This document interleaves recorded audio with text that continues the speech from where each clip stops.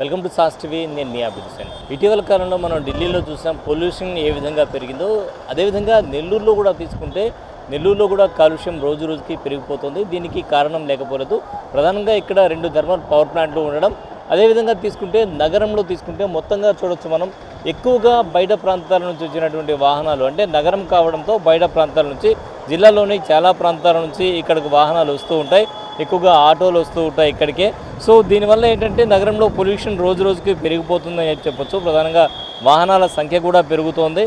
మానవ అవసరాలు, నీడ్స్ ఏవైతే ఉన్నాయో ఇవి రోజు రోజుకి పెరిగిపోతూ ఉన్నాయి.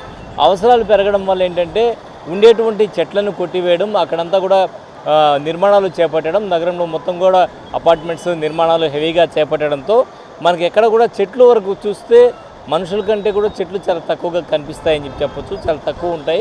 సో ఆక్సిజన్ పరిస్థితి కరోనా టైంలో మనం చూసాం, ఎంత ఇబ్బందులు పడ్డామో మనకు తెలుసు. పరిస్థితి చాలా తీవ్రంగా ఉంటుంది. ఎందుకంటే రోజు రోజుకి కాలుష్యం పెరిగిపోవడం, కార్బన్ మోనాక్సైడ్ పెరిగిపోవడం అని చెప్పచ్చు.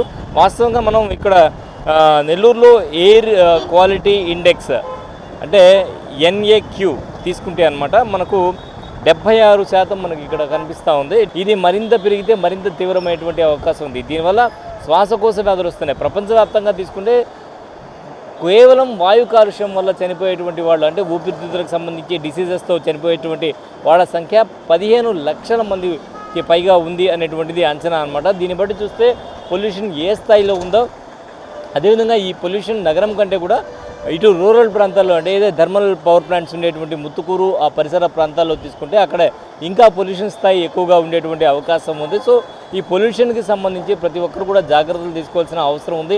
అలాగే ఇటువైపు తీసుకుంటే అల్లీపురం అటు తీసుకుంటే ఎక్కువగా పరిశ్రమలు ఎక్కువగా ఉంటాయి, వాటి వల్ల వచ్చేటువంటి పొల్యూషన్ హెవీగా ఉంటుంది. సో మొత్తానికి ఎటు తీసుకున్నా కూడా ఈ పొల్యూషన్ అయితే రోజు రోజుకే నగరంలో పెరిగిపోతుంది. ఇటు ఏసీల వాడకం, వినియోగం పెరిగిపోయింది. ఉష్ణోగ్రతలు రోజు రోజుకు పెరిగిపోతున్నాయి. ఉష్ణోగ్రతలకి తప్పనిసరి పరిస్థితిలో మనం ఏసీలు వాడాల్సిన పరిస్థితి వచ్చింది. అలాగే అపార్ట్మెంట్స్లో ఉంటున్నారు, అక్కడ కూడా గాలి వచ్చేటువంటి పరిస్థితి ఉండదు, చుట్టూ ఇల్లు ఉంటాయి కాబట్టి ఖచ్చితంగా ఏసీలు వాడాల్సిన పరిస్థితి ఉంటుంది. దీనివల్ల ఓజోన్ పొర కూడా దెబ్బతినేటువంటి అవకాశం ఉంది. సో ఎటు చూసినా కూడా కాలుష్య తీవ్రత అయితే నెల్లూరు నగరంపై తీవ్ర ప్రభావం అయితే చూపిస్తుంది. ఇది భవిష్యత్తులో మన పిల్లల మీద కూడా ఎక్కువగా ప్రభావం చూపేటువంటి అవకాశం ఉంది. కాబట్టి దీనికి ఒక పరిష్కార మార్గం అయితే చూపాల్సిన అవసరం ఉంటుంది. సో ప్రతి ఒక్కరూ ఆ దిశగా ఆలోచించాల్సిన అవసరం ఉంటుంది.